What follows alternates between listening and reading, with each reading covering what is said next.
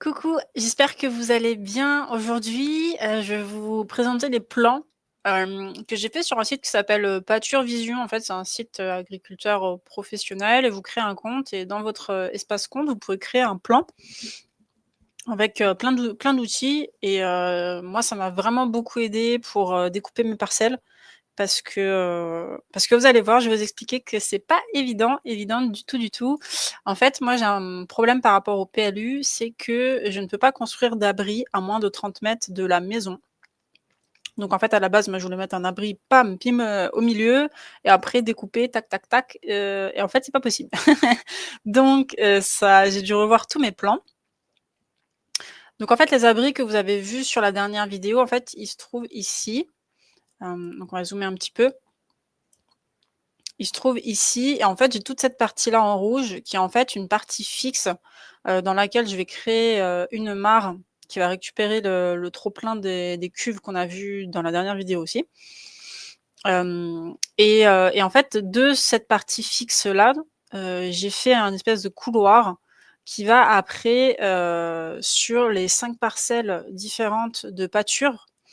Donc 5 parcelles pour pouvoir faire une rotation et optimiser la pousse de l'herbe, hein, parce que j'ai pas vraiment beaucoup de place. Alors en tout, tous les parcs colorés là que vous voyez en dehors du potager, en fait tout ça là, toute cette, grandeur, ça fait 1 hectare, pour vous donner un ordre d'idée. Donc après moi j'essaie de découper les 5 parcelles, alors plus ou moins de taille, équivalente, hein. J'ai les 2 du fond qui sont grandes mais bon, j'y suis pour rien, c'est la forme de c'est la forme de mon terrain qui est comme ça et ça devenait trop compliqué sinon, donc c'est pas bien grave.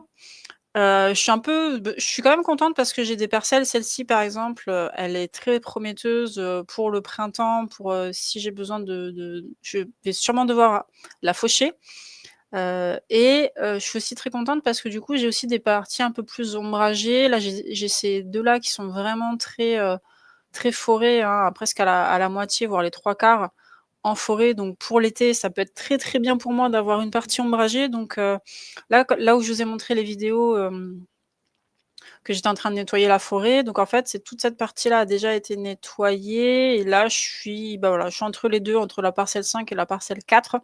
Donc en fait, il me reste beaucoup d'arbres de ce côté-là, mais en fait, il me reste moins de nettoyage parce que je vais beaucoup moins, abattre d'arbres. Comme je vous l'ai dit, c'est pas, prioritaire. Je préfère voir comment ça se comporte et si j'ai besoin d'en abattre quelques-uns, faire en sorte que je puisse toujours les abattre et que ça tombe pas sur les clôtures, mais on est plutôt bien niveau nettoyage. Donc voilà, donc en fait, là, il y aura simplement des ouvertures qui feront que les animaux pourront passer d'une parcelle à une autre. J'ai aussi un champ ici pour faire ce qu'on appelle les grandes cultures. Donc ça, c'est la partie où je vais copier agriculture vivrière à fond. Je l'ai mis ici parce que j'ai pas vraiment le choix en fait. C'est un peu chiant que ce soit dans le parc des animaux pour y accéder, mais j'ai pas le choix, hein. On a autour de la maison, c'est là, en fait, mon terrain il s'arrête là, hein. Là, moi, j'ai plus rien.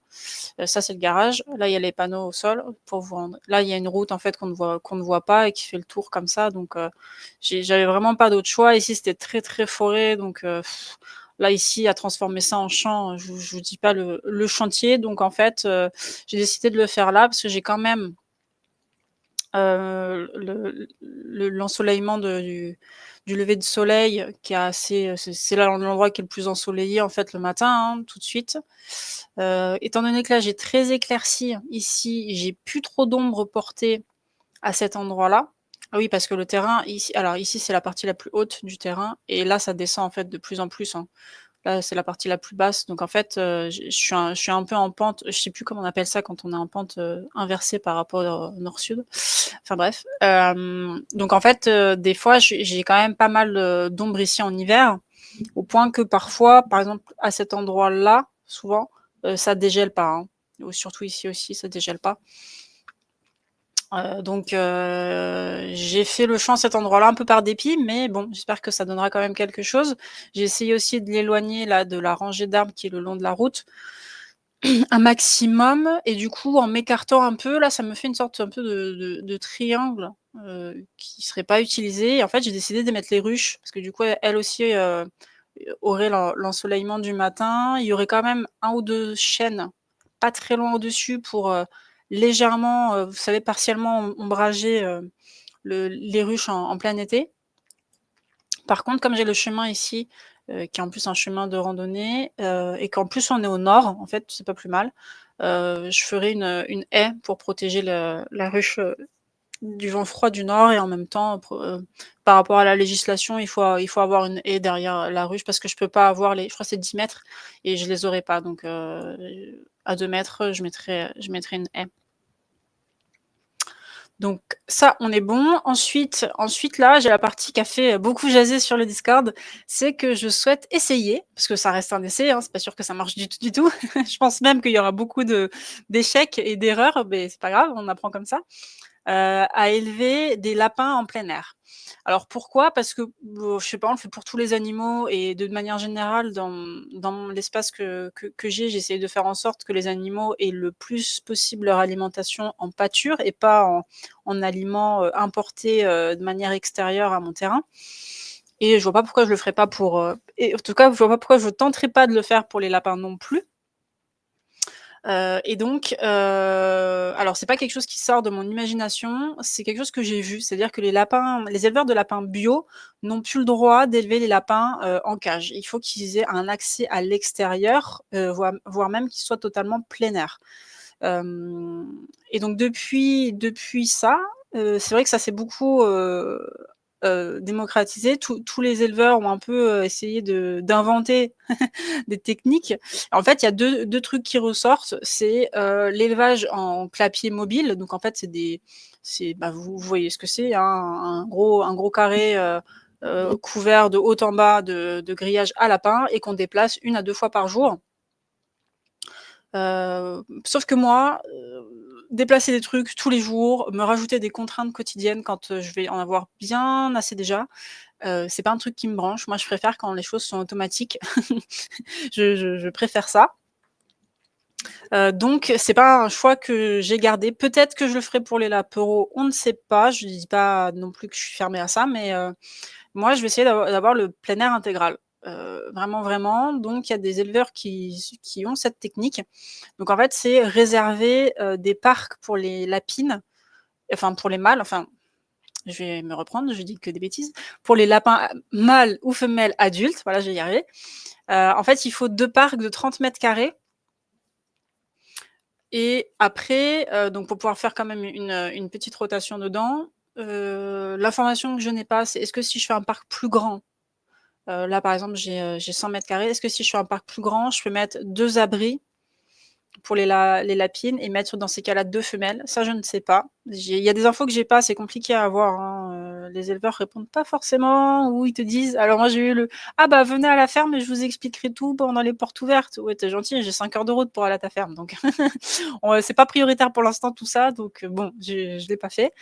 Et une autre chose dont j'ignore, c'est, une fois que la portée des petits est là, alors je sais que les éleveurs séparent les femelles des mâles, mais les mâles entre eux, je sais pas jusqu'à quel âge on peut les laisser sans qu'il y ait trop de bagarres. Donc en fait, le parc 1 et 2 qui sont là et sont prévus plus pour les lapereaux. Heu, bon, à voir. Et ensuite, ici, il y a des oies.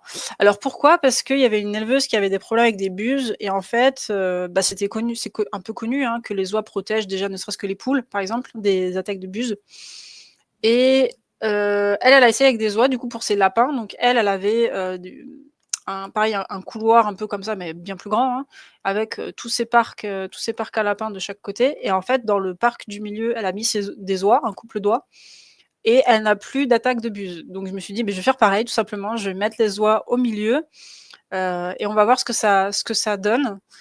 J'aime beaucoup l'idée comme ça des animaux qui «s'entraident» entre guillemets ou qui apportent, quelque chose de bénéfique l'un pour l'autre.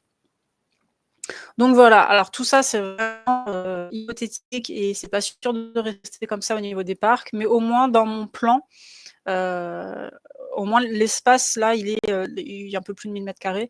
L'espace ici il est alloué à cet élevage-là et puis de toute manière si ça ne fonctionne pas, ça m'empêchera pas de réutiliser cet espace pardon en parcelle, numéro 6 quoi, si jamais ça va pas.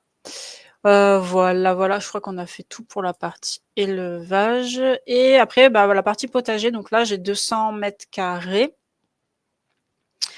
Donc quand on enlève toutes les allées, ça fait à peu près 150 m² vraiment de cultiver, donc ça me paraît, pas trop déconnant, sachant qu'on a la partie champ pour tout ce qui est, pommes de terre, courges, donc les choses qui prennent beaucoup de place et on va vraiment réserver le potager, potager en fait, potager d'été et potager, d'hiver, petit potager d'hiver vite fait, quoi. C'est ça l'objectif, donc voilà, j'espère que du coup par rapport à la balade que je vous ai faite la dernière fois, vous situez un peu mieux et puis vous voyez un peu plus, ce que je veux faire sur le terrain. Si vous avez des questions, bah, hésitez pas et puis je vous fais des bisous. À la prochaine.